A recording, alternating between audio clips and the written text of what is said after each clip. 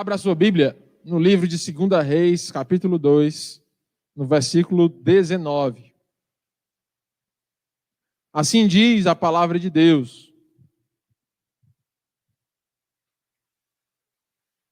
os homens da cidade disseram a Eliseu: eis que é bem situada esta cidade, como vê o meu senhor, porém as águas são más e a terra é estéril. Ele disse: trazei-me um prato novo e ponde nele sal. E lhe o trouxeram. Então saiu ele ao manancial das águas e deitou o sal nele e disse: assim diz o Senhor: tornei saudáveis estas águas. Já não procederá daí morte nem esterilidade. Ficaram, pois, saudáveis aquelas águas até o dia de hoje, segundo a palavra que Eliseu tinha dito. Esse é o texto de hoje. É um segundo milagre que Deus faz através da vida de Eliseu. Para quem não conhece essa história, nós temos alguns visitantes aqui nessa noite.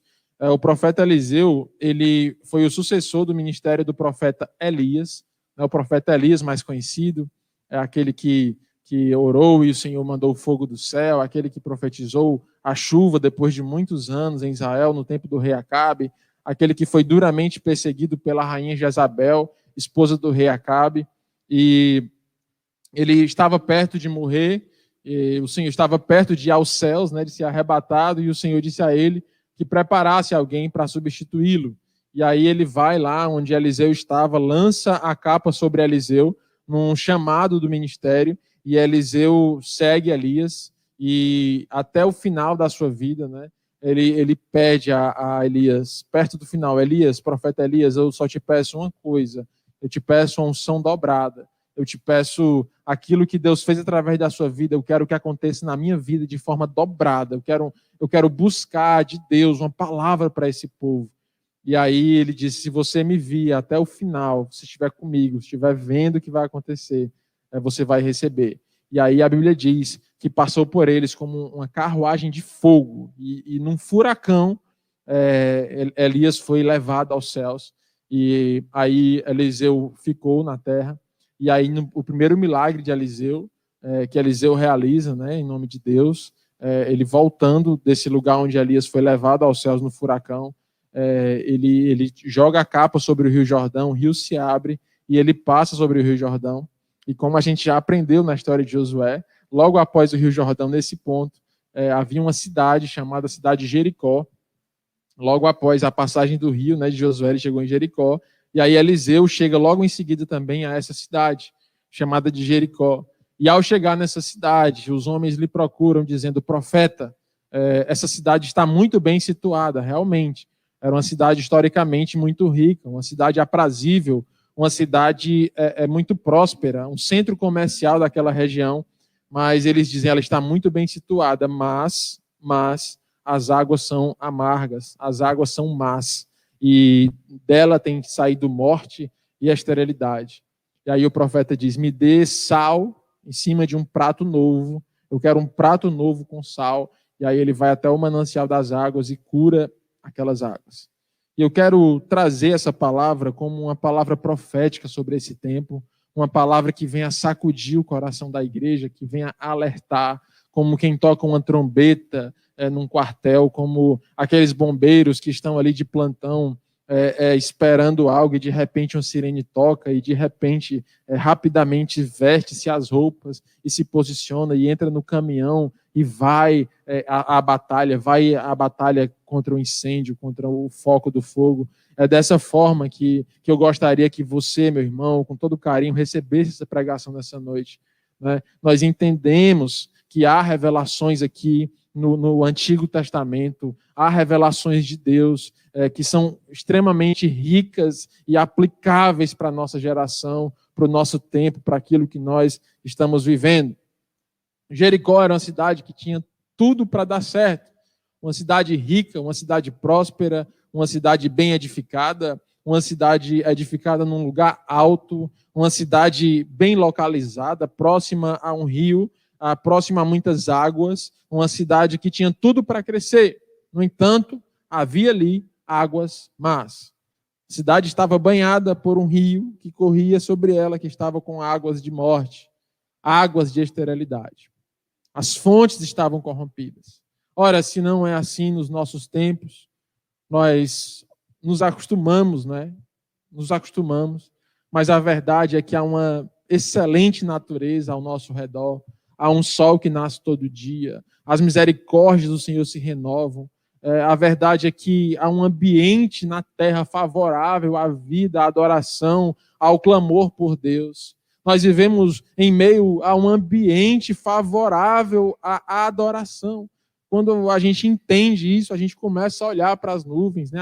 A Lana gosta muito de observar o céu, o pôr do sol, e a gente adora a Deus pela sua grandeza, pelas suas maravilhas. O pastor Wesley gosta de falar sobre as frutas, né? É impressionante mesmo como é que uma fruta sai da terra já embalada, e a embalagem biodegradável, e tudo perfeito, e tudo de maneira agradável, de maneira boa. Você planta uma semente, daqui a um tempo aquela semente dá frutos, e muitos frutos. De um carocinho de uma manga nasce uma grande mangueira que dá muitas outras. Né? Então são coisas que a gente vem se acostumando, mas que na verdade não deveriam ser do nosso costume, porque a verdade é que o Senhor fez a terra para a sua glória, e o Senhor nos colocou nesse lugar para que haja entre nós e Deus um ambiente, um lugar de adoração, de comunhão, de exaltação. Mas aí a gente pode chegar ao Senhor e dizer nessa noite: Senhor, essa terra, essa cidade está muito bem situada, porém as águas são más. As fontes são más. O coração do homem está corrompido. E esse problema apresentado aqui a Eliseu é um problema extremamente atual. É um problema extremamente relevante nos tempos de hoje. Uma sociedade que tem as suas fontes corrompidas, as suas fontes más, as suas fontes degradadas. Isso tem gerado esterilidade e morte. Num ambiente tão lindo, num ambiente tão rico. Né? Você já viu algum seriado, algum documentário, ou até um Globo Repórter, onde vivem, por onde andam, o que comem? O Globo Repórter. Falando sobre a Suíça, grandes países daquela região, lindíssimos. Um amigo meu foi para a Suíça e ele disse que parece que você está passeando numa propaganda de chocolate. São grandes montanhas frias, aquela nevezinha lá na ponta da montanha, uma água linda, árvores verdes, um país rico, primeiro lugar do mundo em número de suicídios. Por quê? A cidade está situada num lugar agradável, mas as fontes estão corrompidas. Não sei se você já foi no Rio de Janeiro. Eu já tive a oportunidade de ir no Rio de Janeiro. Pensa numa cidade bonita, não é à toa que é chamada de cidade maravilhosa. Linda, pedras grandes, vegetação bonita, uma cidade cheia de altos e baixos, um mar muito bonito, um sol, uma terra bonita e agradável aos olhos. No entanto, tem se tornado o epicentro da corrupção na política, de morte, de deslealdade, de pobreza, de violência, o lugar onde nasceu grandes facções criminosas, o lugar onde os últimos governadores estão presos, envolvidos em grandes corrupções, porque a terra está bem situada, mas as águas são más. As águas são más. Esse problema que aqueles homens trouxeram ao profeta, gente, é exatamente o que nós vivemos na nossa sociedade, um lugar bem situado, mas as águas são más, as fontes são más. Provérbios 4:23 fala assim, olha, você precisa, sobre todas as coisas, guardar o vosso coração, porque dele procedem as fontes da vida. E é sobre isso que eu gostaria de pregar nessa noite. Fontes corrompidas, que têm gerado morte, têm gerado iniquidade, têm gerado pobreza, têm matado as pessoas. As consequências têm sido terríveis. Nesse tempo da pandemia, esses problemas que já existiam vêm à tona de maneira ainda mais forte. E aqueles bloquinhos lá que a gente recebe no consultório de receita azul para prescrever remédios tarja preta, meus irmãos, eles estão voando. Eles não estão acabando, eles estão voando. Rapidamente, aquelas receitas são preenchidas, entregues, e pessoas mais dependentes desses remédios. Porque essa é a consequência. Quando a fonte está corrompida, a morte, a infertilidade, como aconteceu aqui nas águas de Jericó. Morte e infertilidade, porque as fontes estão corrompidas. Violência, divórcio, morte, depressão, suicídio, uma sociedade ansiosa, uma sociedade dada ao álcool, dependente do álcool. Sabe o que é isso? Fontes corrompidas, águas amargas, morte. Quem concorda comigo? Você que está aí, você concorda comigo? Esse diagnóstico, ele bate no teu coração, vixe, é mesmo. Quem está aí na sua casa e está dizendo assim, ó, vixe, é mesmo. É mesmo. Vixe, é mesmo. E como é que o mundo tem tentado preencher esse vazio, curar suas águas? Tem tentado conviver com essas águas amargas? Empurrando o entretenimento. E haja Big Brother. E só se fala nisso. E se tenta exaltar isso. Futebol, entretenimento, álcool, drogas lícitas, drogas ilícitas. Tentando acalmar o coração. Tentando curar a fonte de águas com muitos recursos. Mas a verdade é que isso não tem dado certo. A verdade é que isso não tem dado resultado. E eu estou aqui nessa noite, humildemente, para tocar uma trombeta e dizer: a cura das águas está no poder da palavra de Deus. A cura das águas está no nome de Jesus Cristo. A cura das águas está no céu. A igreja precisa ser o elemento da terra que abre os céus e traz do céu a cura das águas. A cura das águas está no céu. A cura das águas vem da boca do profeta. E Jericó encontrou a cura das suas águas porque recorreu ao profeta. Jericó encontrou a sua cura porque os homens daquela cidade recorreram ao profeta.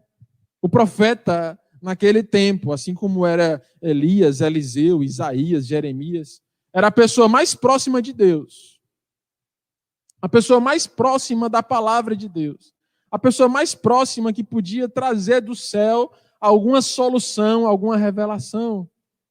E eles buscaram, não sei, a Bíblia não diz, e eu não sei, mas eu imagino que talvez, né, aqui é a imaginação minha, antes de procurar o profeta, eles tenham tentado de outras maneiras curar aquelas águas.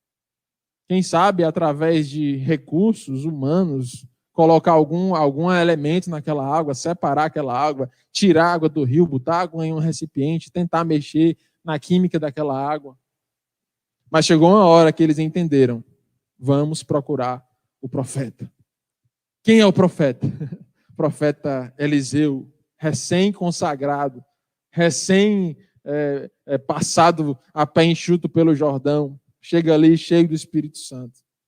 Então eu quero te dizer, meu irmão, se na tua vida há águas amargas, procure a palavra, procure a cura no canto certo, procure a fonte, procure na fonte certa, a água boa, a água perfeita que vai trazer cura para a tua vida, para o teu casamento, para a tua vida profissional, para o teu caráter, para aquilo que parece não ter mais jeito. A palavra de Deus é a cura necessária que nós precisamos. Sabe, o mundo tem tentado achar essa solução, curar as suas fontes, exaltando o próprio homem, dizendo que o homem pode, que o homem consegue. O coaching, ele está aí crescendo, essa profissão do coach crescendo, sendo atingido muitos seguidores, fazendo muitas palestras online, para grandes corporações, para dizer que o homem é bom, que o homem pode, que o homem tem capacidade. O mundo tem buscado as soluções, a sua cura da alma, em muitas coisas. Mas eu quero te dizer, baseado na palavra de Deus, que não é sofisma, não é uma invenção, não é uma filosofia inventada, não é algo que parece certo, é algo que realmente é certo. Que a cura das nossas águas, da nossa fonte, do Rio de Janeiro, da Suíça, do Brasil, do mundo, está na poderosa palavra de Deus. na poderosa palavra de Deus. E aqui eu queria te convidar a viajar aqui na profecia do profeta Eliseu, tentar entender o que estava no seu coração, que elementos ele utilizou para realizar a cura das águas e buscar essa cura para nós. Eu quero te convidar a viajar aqui junto com o profeta Eliseu. Ele tinha com certeza muitas maneiras de realizar essa cura. Ele deve ter entendido em Deus que a intenção dele era curar aquelas águas. E eu imagino que ele orou e encontrou essa solução. É a única vez em todo o seu ministério. Foram 14 milagres realizados, 14 milagres descritos na Bíblia, né, realizados pelo profeta Eliseu. E esse é o único milagre em que ele usa esses elementos. Não era algo corriqueiro nem rotineiro do seu ministério. E ele pede um prato novo, cheio de sal. E o que significa isso para nós hoje? Será que é o prato? Será que é o sal? Olhando bem, examinando bem as Escrituras, eu encontrei 3 textos que falam sobre isso. E olha, eu não tinha me atentado ainda para uma aliança na Bíblia chamada Pacto de Sal. Por 3 vezes no Antigo Testamento, há uma aliança de sal ou um pacto de sal. Está no livro de Números 18, 19, Levíticos 2, 13, 2 Crônicas 13, 5. E eu queria destacar um aqui que me chamou mais atenção entre todos, que ele fala, Deus falando a sua promessa a Davi, dizendo que com a aliança perpétua de sal, o Senhor entregou a Davi a soberania de Israel. Com a aliança perpétua de sal, com a aliança perene, a aliança que não se acaba, a aliança perpétua de sal, ele entregou a soberania de Israel a Davi. Eu entendo aqui que não é só a Davi, homem, mas a tribo de Judá, aonde estava Davi, e depois, posteriormente, nasceu o nosso rei Jesus. Ele estava entregando ali com pacto de sal, com aliança de sal. Nós precisamos entrar aqui na mente do profeta Eliseu e entender que referências bíblicas, que referências históricas ele tinha para pedir um prato de sal. Ele entendia que havia uma aliança, um pacto específico feito com aquele elemento da natureza, o sal, que deveria ser colocado naquelas águas com o propósito de alertar aquela cidade para um Deus que cura, para um Deus que restaura, para um Deus que torna águas amargas em águas boas. Então, se você está aqui comigo, creia nessa noite que não há água amarga que não possa ser curada pelo poder do nosso Deus, que a palavra de Deus tem o poder de curar as fontes das águas. A filosofia tem suas opiniões, a pedagogia tem suas opiniões, eles falam sobre prazos da vida, onde o caráter pode ser curado, fala sobre curas de doenças da alma, dizem que há certas doenças que não há cura, há certas doenças que não há libertação, a medicina ela coloca certos prognósticos e dizem que determinadas patologias da mente não têm cura e que a pessoa aprende a viver com ela e jamais terá cura.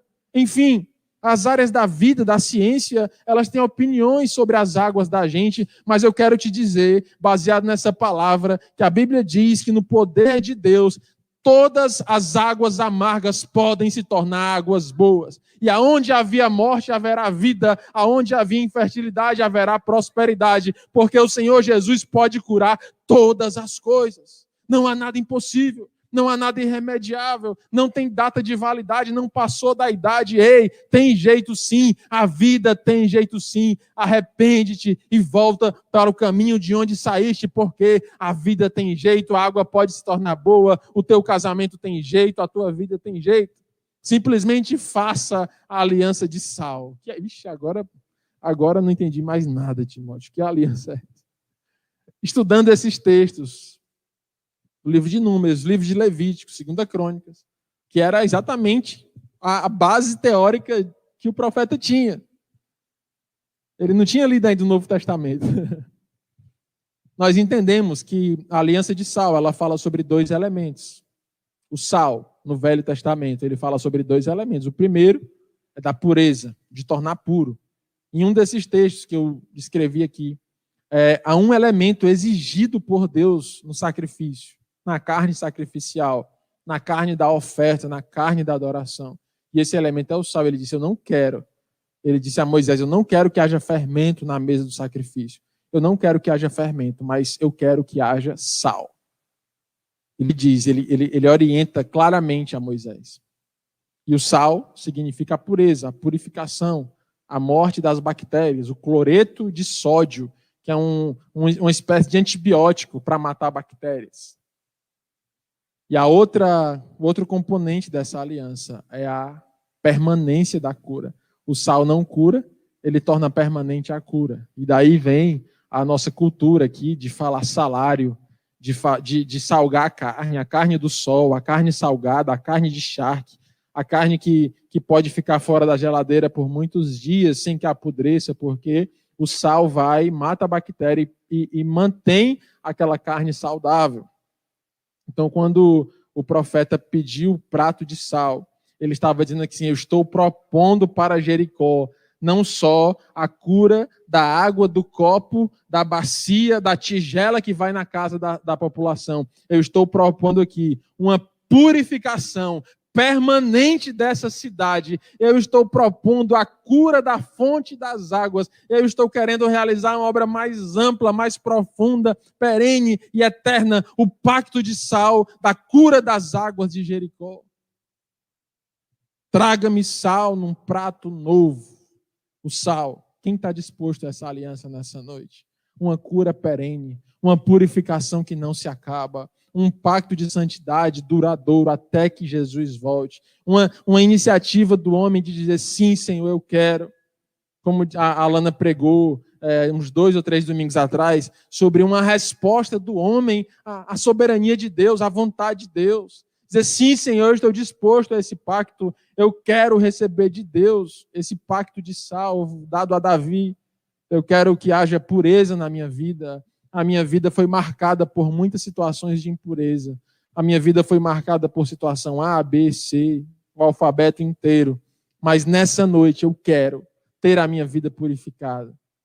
E não só por hoje, não só até a vacina, não só até por um pouco de tempo, mas eu quero uma aliança eterna com meu Deus. Um prato novo. Por que num prato novo? Não é? Porque, gente, o prato novo simbolizava um prato exclusivo. Significava que não era um prato do uso comum, do uso ordinário. Era novo. Era preciso que fossem feitas novas as coisas. Era preciso que essa mensagem fosse passada. A santidade, ela vem no novo. O sal, o purificador, ela vem em cima do novo. A disposição de se tornar novo, como Jesus disse a Natanael: importa que o homem nasça de novo, que se faça a intenção do arrependimento, de lançar fora as velhas coisas, de não viver 2 vidas, mas de morrer para as coisas velhas e negar as velhas coisas e lutar contra isso, e viver um momento novo do sobrenatural de Deus. Traga-me sal num prato novo, num prato nunca antes utilizado. É preciso nascer de novo. Amém? Sal no prato novo. Um povo que precisa ter curado as suas fontes. Segundo elemento da pregação de hoje. O profeta pegou esse prato de sal e foi até o manancial das águas, até a fonte das águas, até o olho da água, até onde nascia aquele rio. E ele foi caminhando, e ele foi andando. Por quê, meus irmãos? Porque assim é o evangelho do Senhor. A nossa sociedade, ela não está preocupada com a essência.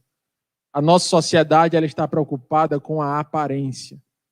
Nós vivemos no meio de um povo extremamente preocupado com aquilo que vão pensar, com aquilo que vão imaginar.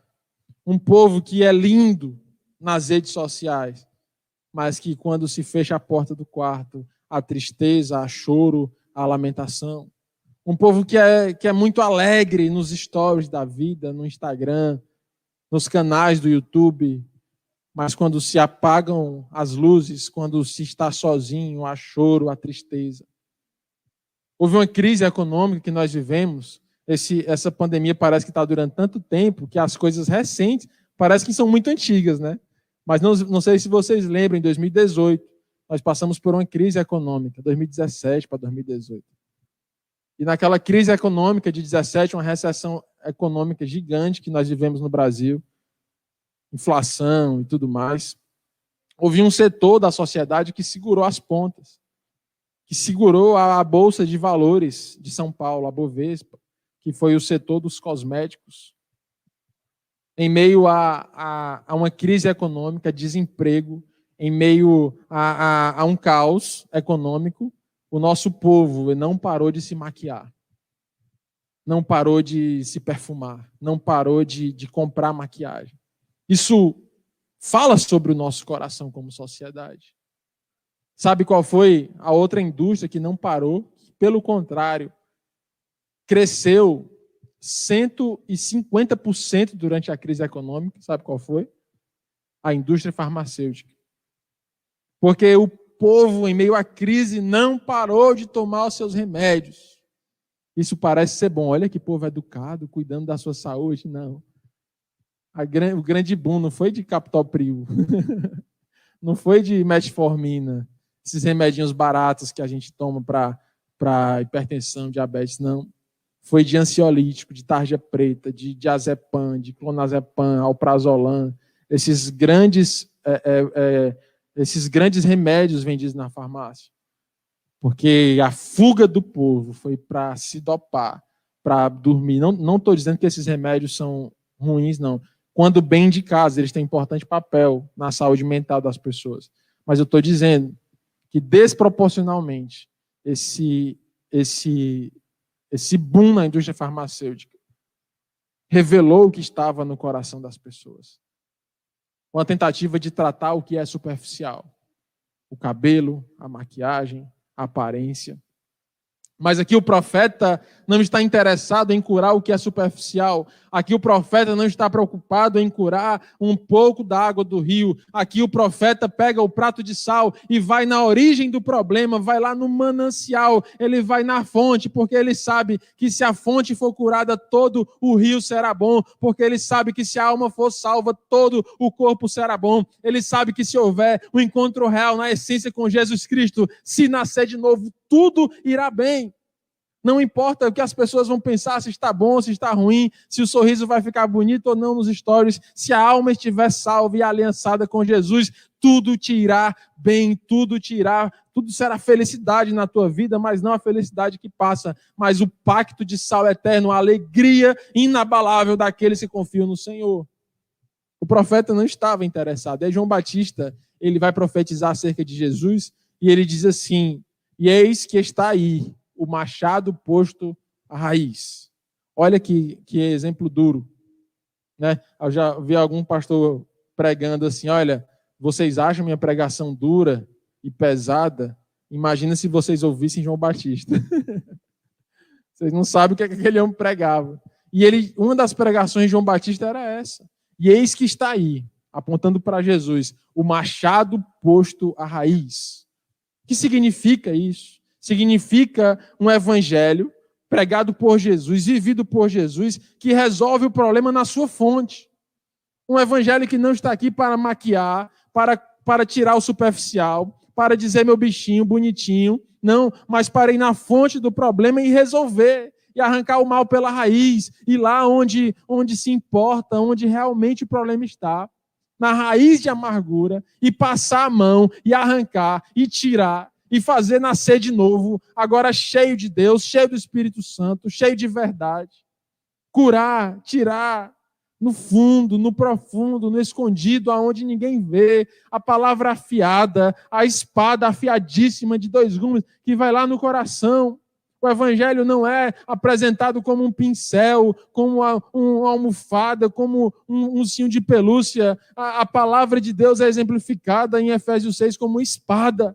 Uma espada não para a morte, mas uma espada para a vida e vida em abundância. Uma espada que tira o mal, como o bisturi de um cirurgião muito bem treinado, que vai e resseca e disseca um tumor e tira aquele mal. Assim é a palavra de Deus, sem corte físico, mas no coração, vai lá e arranca aquilo que não presta. Essa deve ser a oração da igreja do Senhor.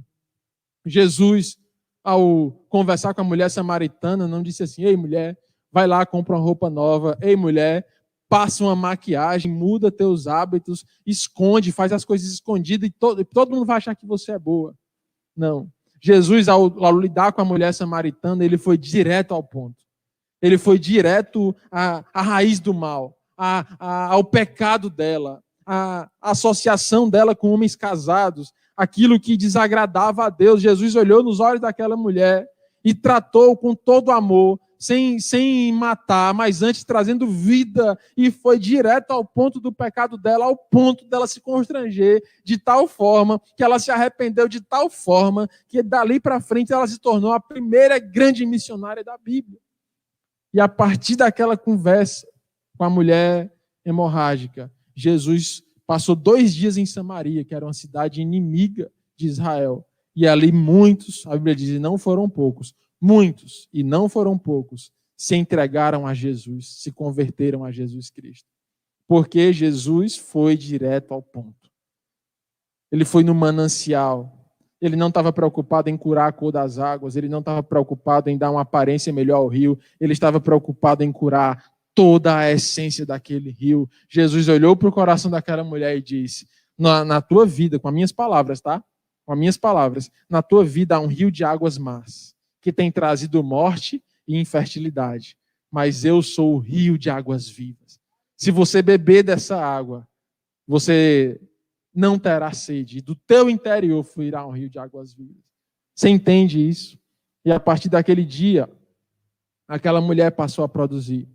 Quando Jesus encontrou com o jovem rico, ele foi direto ao ponto. Direto ao ponto, direto, claro, no amor, na graça, mas sem arrudeio, direto ao ponto. Ele disse, falta-te uma coisa. O jovem chegou, eu já tenho cumprido os teus mandamentos, eu já sou um homem bom, já tenho andado contigo, já tenho seguido aquilo que o Deus de Israel fala. Aí Jesus olha para ele e diz, porém, falta-te uma coisa. O amor ao dinheiro estava maior do que o amor a Deus. Ele foi direto ao ponto, ele foi no manancial. Ele foi lá no lugar onde as decisões acontecem. Jesus te chama hoje à noite a uma exposição do teu manancial. Jesus te chama hoje à noite a ir lá na fonte do problema e dizer, Senhor, me cura. Senhor, eu quero achar. Senhor, eu quero viver o teu evangelho integralmente. Sabe por quê, meus irmãos? Porque há uma tentação de selecionar partes do rio em que serão curadas. Há uma tentação na nossa vida de identificar águas amargas, situações ruins e querer selecionar. Senhor, cura aqui essa margem. Senhor, cura aqui esse balde da água. Senhor, cura aqui essa porção da água porque eu preciso beber. E aí a gente vai lendo a Bíblia e se apega com aquilo que nós gostamos e pulamos aquilo que nós não gostamos. E recebemos a palavra que nos agrada, mas a palavra que nos confronta nós rejeitamos e deixamos ela de lado. Isso se chama o evangelho parcial. Isso se chama o evangelho self-service, como se o evangelho fosse um grande self-service em que a pessoa vai com o prato na mão, escolhendo o que lhe agrada. Ei, o evangelho é único, o evangelho é integral, o evangelho é perfeito. Não se pode escolher o que ter ou não do evangelho, porque a Bíblia não vai se adaptar ao homem. Pelo contrário, o homem e a mulher é que devem se adaptar à poderosa, inacessível palavra de Deus. Ela é inacessível, ela não se acaba, ela é duradoura, ela é perfeita. Não adianta querer alargar a porta estreita está posta. Por quem? Por Jesus. Ele disse, eu sou a porta das ovelhas.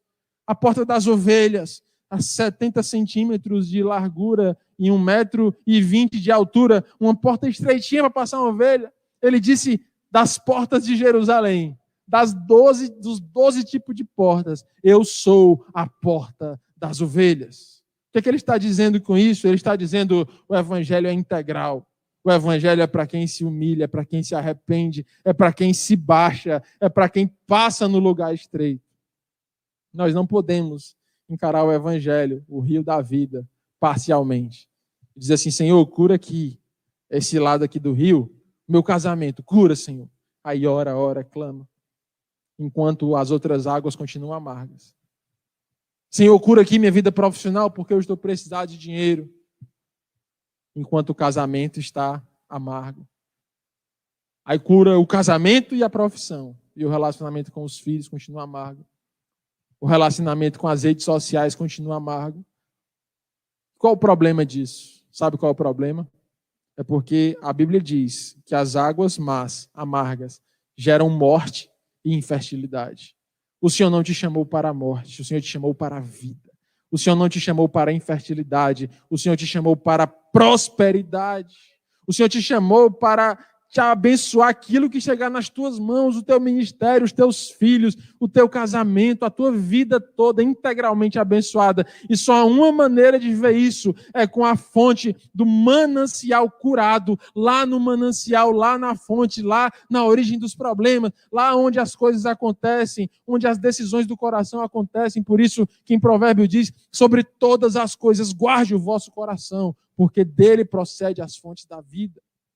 Estava conversando na mesa hoje, o pastor Wesley tem sempre umas opiniões muito pertinentes, muito sábias.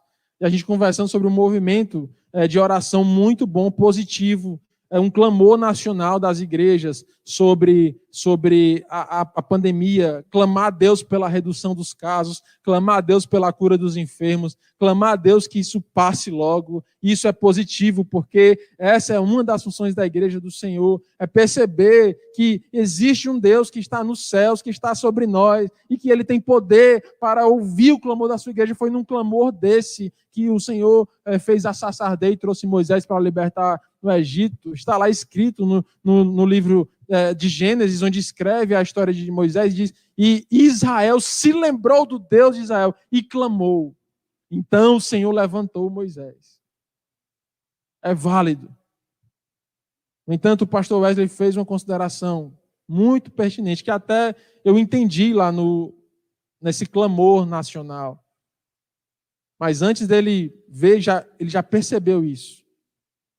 Que realmente é importante clamar pelo fim da pandemia. Mas a pandemia não é o nosso único problema.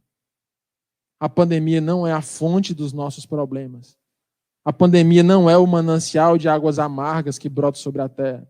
Porque nós já somos um país conhecido como o país do carnaval, o país da corrupção, o país dos políticos que não respeitam seus cidadãos, o país do jeitinho brasileiro, o país da oportunidade, o país onde as pessoas não respeitam umas às outras, o país onde não se respeita as leis, um país onde não se guarda a Constituição, um país onde tudo é flexível e moldável ao gosto do freguês.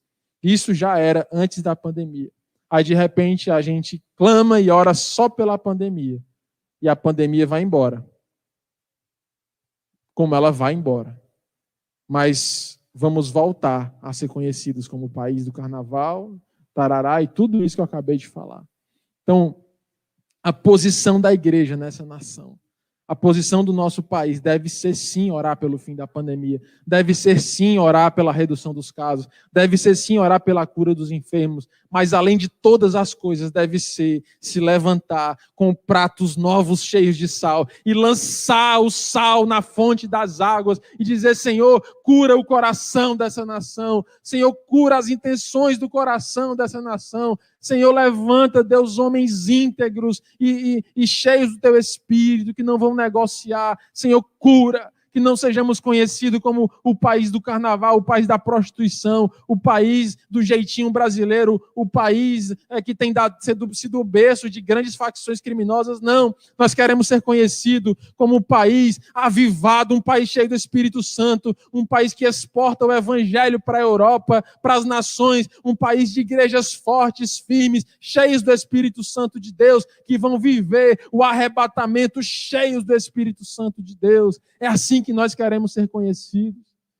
Mas isso não se faz com maquiagem, isso não se faz com ajuste de luz, de estético. Isso se faz com o poder de Deus baseado na sua palavra. Isso se faz com o prato novo, cheio de sal, lançado à fonte das águas. Isso não se faz curando um copo d'água, um balde d'água, um garrafão de 20 litros. Isso se faz lá, na fonte das águas. E o que é essa fonte das águas, senão a fonte das intenções dos nossos corações? Então eu convido você que está nos ouvindo nessa noite a colocar suas fontes diante do Senhor. Não peça a Deus a cura sobre a sua postura nas redes sociais. Não peça ao Senhor só a cura só sobre o teu casamento, a tua postura como marido, como pai, como profissional. Não, peça a Deus a cura sobre a fonte das águas, sobre a fonte dos problemas, a origem das questões. É lá onde o Senhor vai te fazer nascer de novo. É lá onde o Senhor vai mudar o teu caráter. É nesse lugar, creia, creia. Porque o profeta, ele levou um prato de sal e o profeta foi até o manancial, mas ele não parou por aí. Ele lançou naquela fonte uma palavra profética que diz: eu tornei saudáveis essas águas, já não procederá daí morte e nem infertilidade, mas procederá daí vida e prosperidade. Ele chegou naquela fonte no olho da água e disse: eu estou lançando sal sobre ti, e eu te digo, fonte das águas, eu já te curei, e daqui não procederá mais morte, mais vida. É disso que nós precisamos, creia. Há uma palavra profética sobre a igreja do Senhor. E ele disse: eu não curarei. Não, ele não disse eu curarei, ele disse eu já curei. Ele disse: não, eu vou fazer. Não, ele disse: já está feito. Ele disse essa expressão, eu até anotei aqui em letras maiúsculas: eu tornei saudáveis essas águas. Há uma palavra profética sobre a igreja do Senhor. Creia. Jesus disse em Mateus capítulo 5, versículo 13, vós sois o sal da terra. Ele está falando com seus discípulos no Sermão do Monte. Pensa num lugar, pastor Wesley, em que Jesus está colocando as coisas no seu lugar. Ele está como uma pessoa que está arrumando a casa, sabe? Entra numa casa, está tudo errado. Está tudo errado. Os móveis da cozinha estão na sala, a geladeira está no banheiro. Está tudo errado. O Sermão do Monte, em Mateus 5, 6 e 7, é o lugar onde Jesus vai arrumando as casas. Vai arrumando a lei, vai arrumando o coração. E no meio dessa grande arrumação, Jesus olha para os seus discípulos e diz: vós sois o sal da terra. Sabe, aquele sal no prato de Eliseu, sou eu e é você, é a igreja do Senhor que está aqui para curar as águas, para clamar pela cura da fonte das águas, não para ser jogado em qualquer canto, no meio das águas, num pouquinho de copo d'água, não, mas ir direto à fonte e combater, e confrontar e colidir com a atual mentalidade desse mundo e dizer: a cura está em Cristo, a cura está no Evangelho, a cura está no poder de Deus, associado à sua palavra, que vem a trazer do céu para a terra a cura que nós precisamos. Eu sou o sal, você é o sal. Nós somos o sal lançado às águas. Vós sois o sal da terra. Ali no Sermão do Monte, Jesus está colocando as coisas no seu lugar. Sabe por quê? Porque muitos estavam seguindo a Jesus para ter a sua vida salgada. Ah, Senhor, purifica. Purifica os meus olhos, eu quero enxergar. Senhor, purifica aqui a minha lepra, eu quero voltar a sentir. Senhor, purifica aqui os meus ouvidos, eu quero ouvir. E muitos seguindo a Jesus. E aí ele olhou para os seus discípulos, para os seus íntimos, e disse assim: olha, eu estou salgando a vida de vocês. Mas eu quero colocar as coisas no seu lugar e dizer a vocês: vós sois o sal da terra. Eu estou salgando vocês para que vocês venham a salgar muitos. A intenção de Deus, meus irmãos, é levantar um povo nessa terra. E assim ele já tem feito, geração após geração. Ele tem levantado pessoas, homens, mulheres nessa terra, que têm sido sal na cura da fonte das águas. Para quê? Para resistir o mal, para resistir às ideologias, para resistir à mentalidade do mal que está sobre as nossas crianças. É preciso que se levante um povo fiel a Deus, fiel à sua palavra, que não abra e diga: essa é a palavra de Deus, em meio a perseguições, em meio a ofensas, em meio a agressões do mundo, um povo que não teme, que não treme diante das ofensas e diz: assim diz a poderosa palavra de Deus. E se posicionar nessa palavra. E dizer: os que confiam no Senhor são como os montes de Sião, não se abalam diante da palavra. E eu sei que você tem esse chamado, sabe? O chamado que Deus tem para ti, Ele antes faz em ti. O chamado que Deus tem para ti, Ele antes faz em ti. Então receba esse chamado, viva essa experiência sobrenatural do novo nascimento, para que você seja cheio para ir lá e fazer na vida dos outros. O Senhor chamou Moisés com o objetivo qual? libertar o povo do Egito. Estava claro, Moisés nasceu para quê? Para libertar o povo do Egito. Aos 40 anos de idade, Deus liberta Moisés do Egito primeiro. E diz, vem para o deserto, meu filho, que eu vou te ensinar, eu vou te libertar da filosofia do Egito, eu vou te libertar do culto aos deuses do Egito, eu vou te mostrar que Deus não tem cabeça de homem, corpo de animal, eu vou te mostrar o Deus invisível de Israel, porque um dia eu vou passar e tu vai ver na fenda da rocha quem é Deus de verdade. E antes de levar Moisés a libertar no Egito, ele libertou o próprio Moisés do Egito. E libertou, e aí ele estava pronto para ir lá e ser o libertador, porque antes ele foi livre. No encontro do apóstolo Paulo com Jesus, Paulo caiu do cavalo. Paulo caiu do cavalo. Quem aqui, eu desafio você que já ouviu uma pregação, pode ser que você esteja aqui a primeira vez, então você não, tá? Você fica aqui com a gente, mas não é para você essa pergunta. Mas quem aqui já não foi ler a Bíblia, as cartas de Paulo e caiu do cavalo? Estava lendo aqui a Bíblia, às vezes cheio de si mesmo, aí vem uma lapada. Aí cai do cavalo. Aí vai dormir com os couro quentes, né? A gente estava lendo um livro essa semana, a gente está estudando uma série de pregações, pregações antigas, década de 80, 90, por aí. Final da década de 80, a Alana achou no YouTube um tesouro escondido e a gente está indo dormir de couro quente. Quando tudo se acalma, ali você vai dormir, está só nós, a gente... Vamos aqui a palavra. E a gente começa a ouvir aquelas pregações, uma sequência de pregações. Meus irmãos, porque a palavra de Deus, as cartas de Paulo nos derrubaram do cavalo da vida, o cavalo da arrogância, o cavalo da vaidade, o cavalo do humanismo, o cavalo onde o homem é o centro, o cavalo onde o homem é exaltado. Mas antes de nos derrubar do cavalo, o Senhor Jesus o derrubou do cavalo. E disse, por que me persegues, Paulo? Você entende isso? Pedro foi chamado por Deus para pescar homens. Ele disse, e eis que eu te faço um pescador de homens. Mas antes de Pedro pescar homens, ele foi pescado. Ele estava no mar, ele estava confiando na sua força, ele estava confiando na sua rede, na sua experiência. Ele estava confiando no seu jeito. E Jesus o pescou do mar da autossuficiência, do mar da sua própria personalidade forte, do mar da sua precipitação. E pescou Pedro do mar e disse, eu estou te pescando aqui, porque do jeito que eu estou te pescando, tu vai pescar muitos.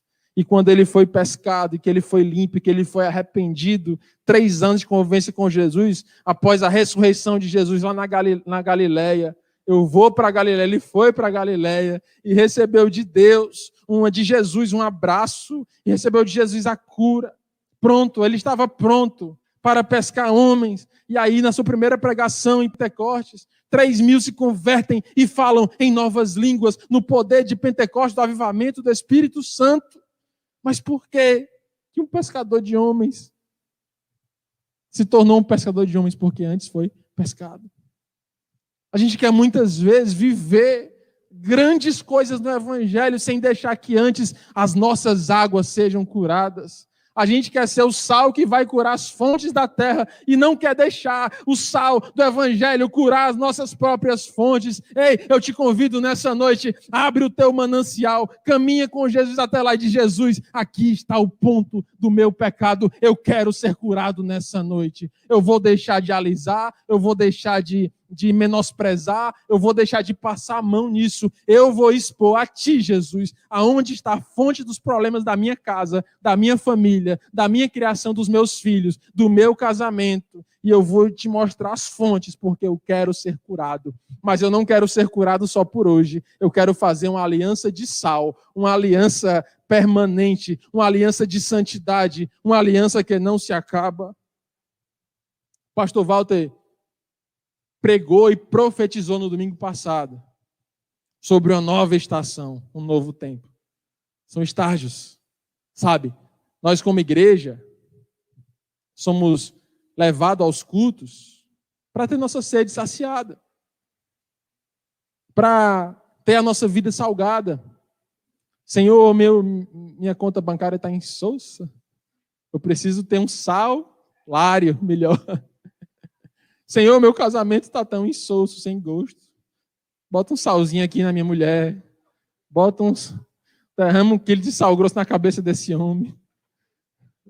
Faz um sal culé, as piadas estão piorando.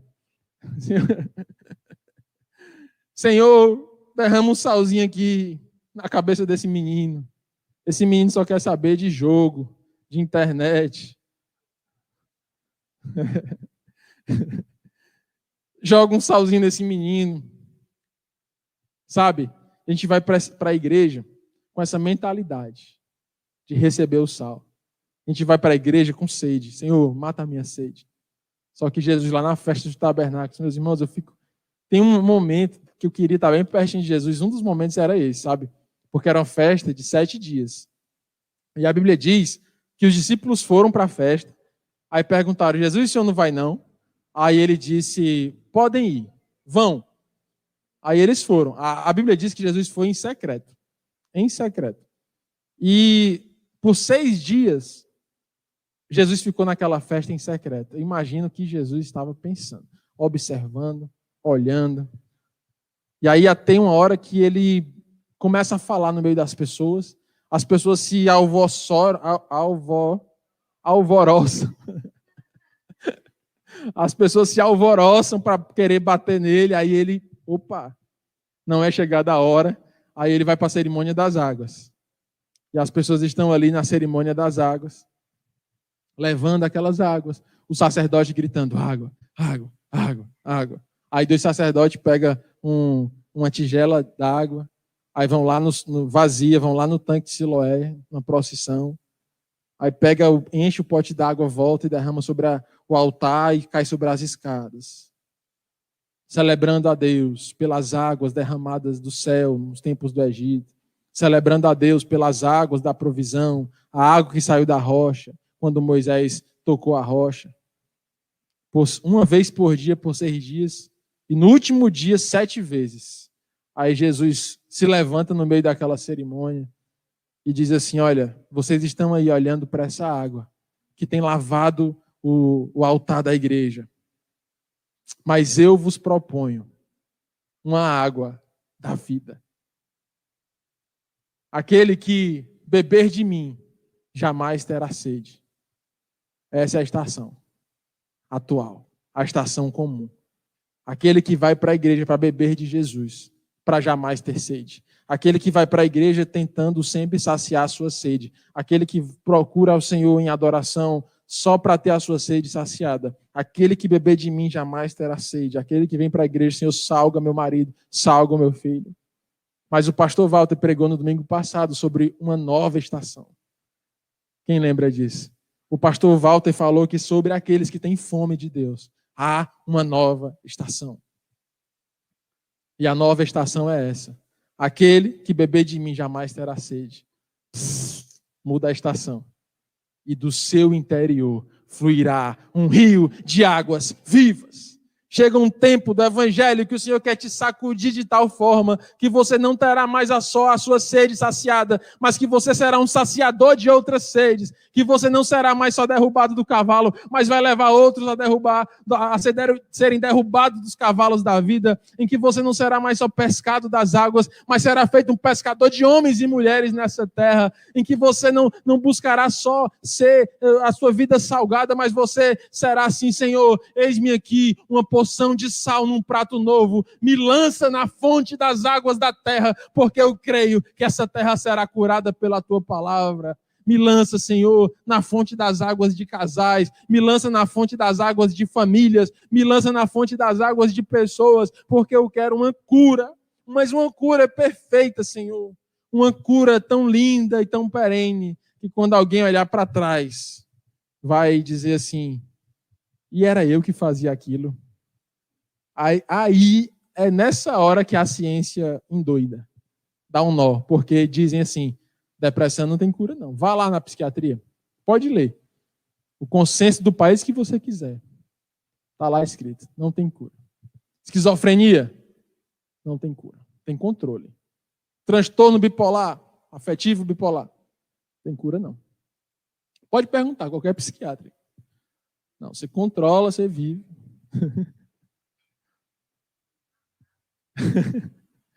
Bota um salzinho. Vai para a palavra, te arrepende, creia. Porque para Jesus tudo é possível. E é uma cura tão forte, tão perene, tão poderosa, que a pessoa olha para trás e diz assim, meu Deus, era eu mesmo. Era esse assim o meu casamento dessa forma. A minha família era desse jeito mesmo. Parece que é novo. E eu quero te dizer, não parece que é novo. Realmente em Cristo são feitas novas todas as coisas. Ele disse a João, quando João o viu assentado à direita do Pai, ele diz, João, não temas, não temas. E aí ele diz palavras lindas que eu não decorei, mas no final ele diz assim, eu sou o alfa, eu sou o ômega, eu sou o princípio, eu sou o fim, eu tenho as chaves da morte e do inferno nas minhas mãos. E eis que faço novas todas as coisas. 2 Coríntios 5,17, o apóstolo Paulo, sem saber disso, escreveu, aquele que está em Cristo, a nova criatura, as coisas velhas ficaram para trás, e eis que tudo se fez novo. Sabe como é que tudo se faz novo? Quando o prato é novo. Quando aquele prato velho, gasto, ele é feito novo em Cristo. O prato daquele tempo não era esse pratozinho bonito que a gente tem, não, de plástico, de porcelana. Era um prato de barro. Era um prato de barro, um prato marcado pelas colheradas, por quedas. Um prato marcado pela vida, usado. Mas o profeta disse, eu quero um prato novo. Sabe o que significa? Aquele prato velho vai para as mãos do oleiro. E o barro é aquecido. E o barro é molhado. E a argila é feita e se torna mole, amolecido. E nas mãos do oleiro, Jeremias, são feitos novos pratos. Sem marcas, sem máculas. Para um bom fim, para o fim proveitoso. Você quer receber desse sal? Pois ore comigo nessa noite. Você quer ser feito prato novo nessa noite? Pois se coloque nas mãos do oleiro. Chega de clamar por maquiagem. Chega de clamar por aparência, superficialidade. É tempo de clamar pela cura da essência. Ah, Timóteo, eu não imagino que seja a origem. Pois pergunta ao Senhor, Ele sabe. Se você tem coragem de fazer essa oração, Senhor, me leva até a fonte do problema. Pensa numa oração libertadora e poderosa. E Ele vai te mostrar, meu filho, aqui está. Mas Ele não mostra para a vergonha nem para o medo. Ele mostra para a cura e para a vida. Ele mostra para fazer novas todas as coisas. Nós temos sido testemunhas disso. Em Cristo tem cura para a depressão, tem cura para situações irremediáveis. Em Cristo a solução. Eu quero tocar essa trombeta nessa noite, te convidar a lançar o sal da palavra sobre a tua vida, sobre as tuas fontes, em primeiro lugar. E em segundo lugar, eu quero te convidar a ser a porção de sal, a fazer da tua vida o sal da terra. Como disse Jesus, vós sois o sal da terra. E ser lançado na fonte das águas. A sociedade precisa de uma posição da igreja do Senhor. A sociedade clama por uma posição da igreja do Senhor. A família tem sido alvejada. Os valores da família, os valores da sociedade têm sido alvejados. Aquilo que é pecado tem se tornado estimulado. Não só normal, mas até bonito. Até agradável a muitos.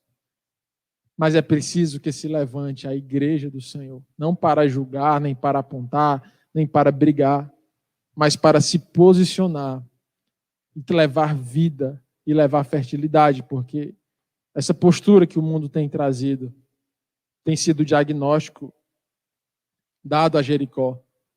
É uma cidade bem situada, mas as suas águas são más e tem trazido morte e infertilidade. Mas nessa noite, o Senhor propõe às nossas vidas a cura da fonte das águas, para que haja vida, para que haja uma resolução, para que haja uma cura permanente e de uma vez por todas.